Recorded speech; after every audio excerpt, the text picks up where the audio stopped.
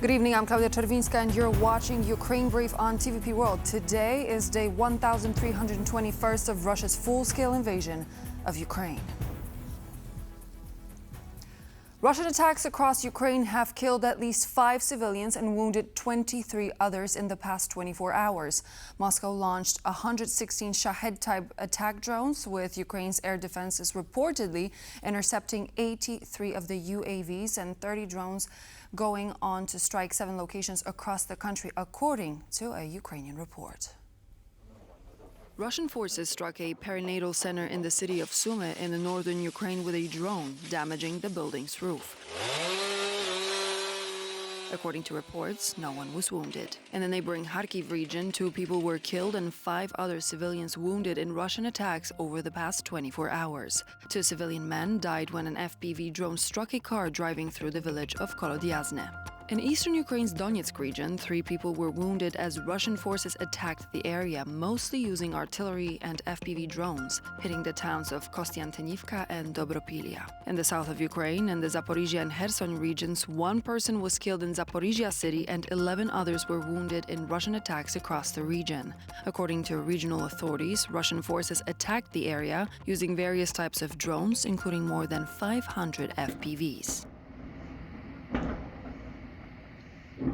In Kherson today, early in the morning, Russian forces shelled the region with artillery, hitting Kherson, Stepanivka and Hornobaivka. The attacks mostly targeted residential areas, killing 2 civilians and wounding 4 others, including 2 children, trapping some victims under the rubble. The strikes also damaged an apartment building and several private homes. Ukrainian military struck one of Russia's main factories producing explosives for a wide range of munitions, and in a separate attack, an oil terminal in Russia's occupied Crimea, about 250 kilometers from Ukraine-controlled territory.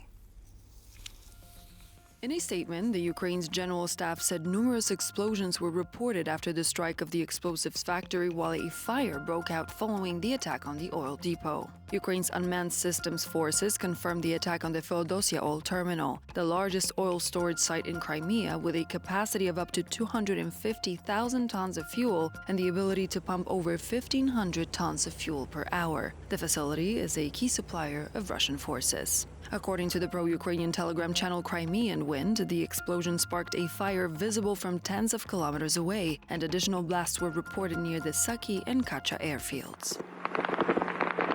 Crimean Wind reports, citing its sources, that Russian authorities and media in Crimea have been instructed to suppress information about the attack on the Feodosia oil terminal until October 8th.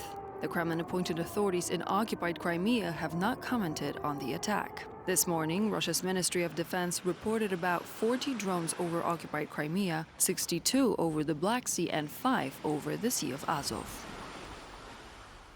A Ukrainian attack damaged energy facilities and disrupted the power supply in the Russian city of Belgorod, leaving nearly 40,000 residents without electricity.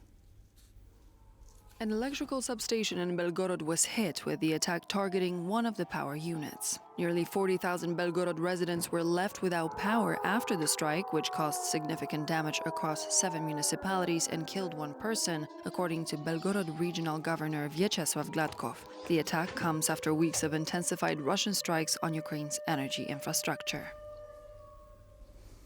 President Zelenskyy has confirmed that Ukraine recently used its own domestically produced missiles against Russian infrastructure. Dutch Prime Minister Dick Schoof and newly appointed Lithuanian Prime Minister Inga Ruginiene arrived in Kyiv for official visits on October 6th. Both leaders began their trips by honoring fallen Ukrainian soldiers at the Wall of Remembrance in Kyiv. During a joint press conference with the Dutch Prime Minister, President Zelenskyy was asked whether Ukraine had used its new long-range Flamingo missiles against Russian targets. He replied that Ukraine had used only domestically produced weapons in recent attacks on Russia and not just drones.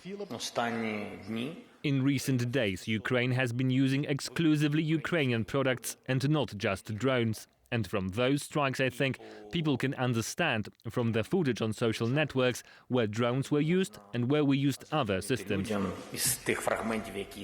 A Polish court has extended the detention of a Ukrainian diver wanted by Germany over his alleged involvement in explosions which damaged the Nordstream gas pipeline.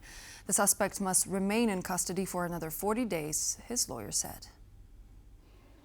The court rejected the prosecutor's request for a 100-day pre-trial detention, instead ordering it for 40 days. Unfortunately, the message coming from the district court in Warsaw today is that Ukrainian citizens accused of actions aimed at helping their country and in its interests may be held in detention in Poland during the course of their trial. Vladimir Putin is rubbing his hands together, looking at the fact that thanks to German and ultimately Polish hands, a Ukrainian citizen accused of an act that is probably considered an act of heroism in Ukraine is in a Polish detention center. And so that's all from Ukraine for now. Thank you very much for joining me. I'm Klaudia Czerwińska, and please do stay tuned here on TVP World for more news from the region.